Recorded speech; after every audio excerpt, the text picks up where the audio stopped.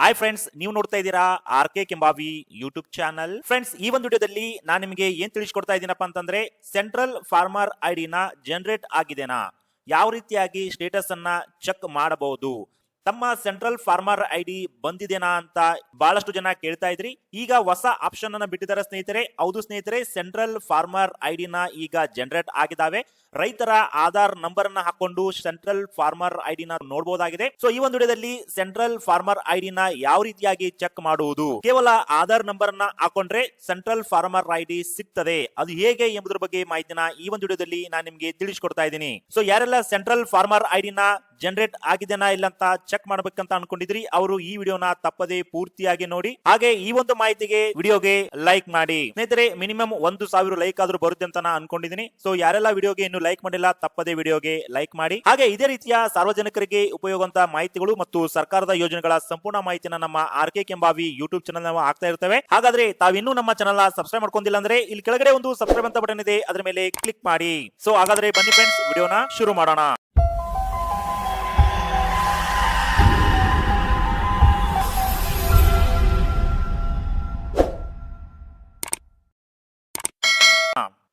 ಹೌದು ಫ್ರೆಂಡ್ಸ್, ಯಾರೆಲ್ಲ central farmer ಐಡಿನ ಸ್ವತಃ ರೈತರೇ ತಮ್ಮ ಮೊಬೈಲ್ ಅಲ್ಲಿ KYC ಪೂರ್ಣಗೊಳಿಸಿದಿರಿ ಮತ್ತು ರೈತರ ಒಪ್ಪಿಗೆ ಅಥವಾ ಕನ್ಸೆಂಟ್ ಅನ್ನ ಕೊಟ್ಟಿದ್ದೀರಿ, ಹಾಗೂ ಯಾರು ಡಿಪಾರ್ಟ್ಮೆಂಟ್ ಅಲ್ಲಿ ಅಥವಾ ಆನ್ಲೈನ್ ಸೆಂಟರ್ ಗೆ ಹೋಗಿ ಸೆಂಟ್ರಲ್ ಫಾರ್ಮರ್ ಐಡಿನ ಜನರೇಟ್ ಅನ್ನ ಮಾಡಿದಿರಿ, ಈಗ ಅಂತ ರೈತರ ಒಂದು ಸೆಂಟ್ರಲ್ ಫಾರ್ಮರ್ ಐಡಿನ ಜನರೇಟ್ ಆಗಿದಾವೆ. ಸ್ಟೇಟಸ್ ಕೂಡ ಆಧಾರ್ ಸಂಖ್ಯೆನ ಹಾಕೊಂಡು ಚೆಕ್ ಅನ್ನ ಮಾಡಬಹುದಾಗಿದೆ ಸ್ನೇಹಿತರೆ.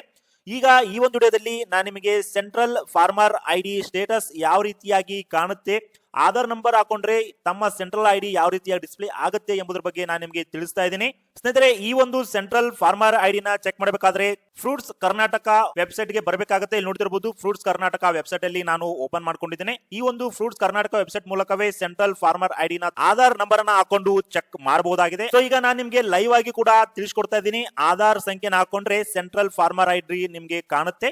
ಸೊ ಈಗ ನಾನು ಫ್ರೂಟ್ಸ್ ಲಾಗಿನ್ ಅನ್ನ ಆಗಿದ್ದೀನಿ. ಸೊ ಲಾಗಿನ್ ಆದಾಗ ಇಲ್ಲಿ ಒಂದು ಸರ್ಚ್ ಬಾಕ್ಸ್ ಇದೆ, ಅದ್ರ ಮೇಲೆ ಕ್ಲಿಕ್ ಮಾಡಿ ಫಾರ್ಮರ್ ಐಡಿ ಅಥವಾ ಆಧಾರ್ ಅಂತ ನಾನು ಕ್ಲಿಕ್ ಮಾಡ್ತಾ ಇದ್ದೀನಿ. ನಂತರ ಇಲ್ಲಿ farmer registration number and Aadhaar ಅಂತಿದೆ. ಈಗ ಆಧಾರ್ ಸಂಖ್ಯೆ ಮೇಲೆ ಕ್ಲಿಕ್ ಮಾಡ್ತಾ ಇದ್ದೀನಿ. ಸೊ ಆಧಾರ್ ಸಂಖ್ಯೆ ಮೇಲೆ ಕ್ಲಿಕ್ ಮಾಡಿದಾಗ ಇಲ್ಲಿ ಆಧಾರ್ ನಂಬರ್ ಹಾಕ್ಲಿಕ್ಕೆ ಕೇಳುತ್ತೆ. ನಾನೀಗ ರೈತರ ಒಂದು ಆಧಾರ್ ನಂಬರ್ ಹಾಕೋತೀನಿ.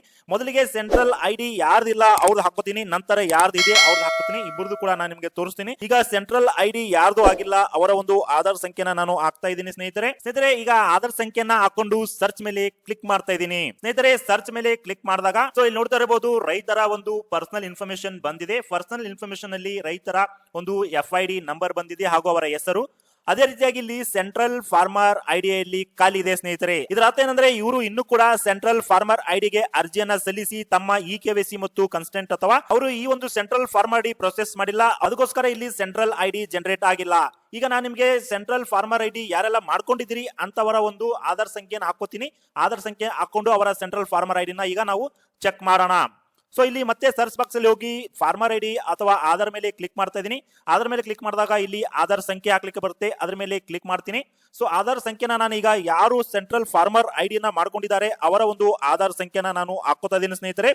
ಇಲ್ಲಿ ನೀವು ಲೈವ್ ಆಗಿ ನೋಡ್ತಾ ಇರಬಹುದು, ನಾನು ಆಧಾರ್ ಸಂಖ್ಯೆನ ಹಾಕೋತಾ ಇದ್ದೀನಿ. ಈಗ ಇವರ ಒಂದು ಸೆಂಟ್ರಲ್ ಫಾರ್ಮರ್ ಐಡಿ ಜನರೇಟ್ ಆಗಿರುತ್ತೆ, ತಾವು ಕೂಡ ಆನ್ಲೈನ್ ಅಲ್ಲಿ ನೋಡಬಹುದಾಗಿದೆ. ಇಲ್ಲಿ ಆಧಾರ್ ನಂಬರ್ ಹಾಕೊಳ್ತಾ ಇದೀನಿ. ಹಾಕೊಂಡಾದ್ಮೇಲೆ ಇಲ್ಲಿ ಸರ್ಚ್ ಅಂತ ಒಂದು ಆಪ್ಷನ್ ಇದೆ, ಅದ್ರ ಮೇಲೆ ಕ್ಲಿಕ್ ಮಾಡ್ತಾ ಸರ್ಚ್ ಮೇಲೆ ಕ್ಲಿಕ್ ಮಾಡಿದಾಗ ಸ್ನೇಹಿತರೆ ಇಲ್ಲಿ ನೋಡ್ತಾ ಇರಬಹುದು, ರೈತರ ಒಂದು ಸೆಂಟ್ರಲ್ ಫಾರ್ಮರ್ ಐಡಿ ಜನರೇಟ್ ಆಗಿದೆ. ಸೊ ಅವರ ರೈತರ FID ನಂಬರ್, ಅವರ ಹೆಸರು ಮತ್ತು ಅವರ ಒಂದು ಸೆಂಟ್ರಲ್ ಫಾರ್ಮರ್ ಐಡಿ ಇಲ್ಲಿ ಜನರೇಟ್ ಆಗಿದೆ. ಸೊ ತಾವು ಲೈವ್ ಆಗಿ ನೋಡ್ತಾ ಇದ್ದೀರಿ. ಯಾರೆಲ್ಲ ಸೆಂಟ್ರಲ್ ಫಾರ್ಮರ್ ಐಡಿ ಪ್ರೊಸೆಸ್ ಮಾಡಿದಿರಿ ಅವರ ಒಂದು ಸೆಂಟ್ರಲ್ ಫಾರ್ಮರ್ ಐಡಿ ಇಲ್ಲಿ ಜನರೇಟ್ ಆಗಿದೆ. ಸೊ ತಾವು ಲೈವ್ ಆಗಿ ನೋಡ್ತಾ ಇರಬಹುದು.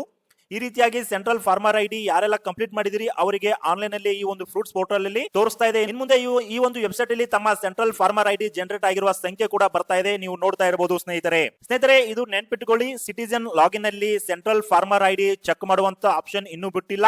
ಇದು ಕೇವಲ ಗ್ರಾಮವನ್ ಅಥವಾ ಕೃಷಿ ಇಲಾಖೆ, ತೋಟಗಾರಿಕೆ ಇಲಾಖೆ ಅಥವಾ ರೇಷ್ಮೆ ಇಲಾಖೆ, ಸರ್ಕಾರಿ ಆಫೀಸ್ ನಲ್ಲಿ ಮಾತ್ರ ಆನ್ಲೈನ್ ಅಲ್ಲಿ ನೋಡುವಂತ ಆಪ್ಷನ್ ಅನ್ನ ಬಿಟ್ಟಿದ್ದಾರೆ. ತಾವು ತಮ್ಮ ಸೆಂಟ್ರಲ್ ಐಡಿ ಬೇಕಿದ್ರೆ ಇಲಾಖೆಗೆ ಭೇಟಿ ನೀಡಿ ತಮ್ಮ ಆಧಾರ್ ಕಾರ್ಡ್ ಸಂಖ್ಯೆಯನ್ನ ಕೊಟ್ರೆ ಸೆಂಟ್ರಲ್ ಫಾರ್ಮರ್ ಐಡಿ ಆಗಿದೆನಲ್ಲ ಅಂತ ಅವರು ಚೆಕ್ ಮಾಡಿ ಕೊಡ್ತಾರೆ. ನೋಡಿದ್ರಲ್ಲ ಸ್ನೇಹಿತರೆ, ಸೆಂಟ್ರಲ್ ಐಡಿನ ಆಧಾರ್ ನಂಬರ್ ಮೂಲಕ ಚೆಕ್ ಮಾಡುವಂತ ಹೊಸ ಆಪ್ಷನ್ ಅನ್ನು ಬಿಟ್ಟಿದ್ದಾರೆ. ಅದು ಹೇಗೆ ಅಂತ ನಾನು ನಿಮಗೆ ತಿಳಿಸ್ಕೊಟ್ಟಿದ್ದೀನಿ. ಈ ಒಂದು ಮಾಹಿತಿನ ಎಲ್ಲಾ ರೈತರಿಗೂ ಶೇರ್ ಮಾಡಿ. ಹಾಗೆ ಮತ್ತೊಂದು ಹೊಸ ವಿಡಿಯೋದೊಂದಿಗೆ ಸಿಗ್ತೇನೆ. ವಿಡಿಯೋ ನೋಡಿದಕ್ಕಾಗಿ ತುಂಬಾ ಧನ್ಯವಾದಗಳು.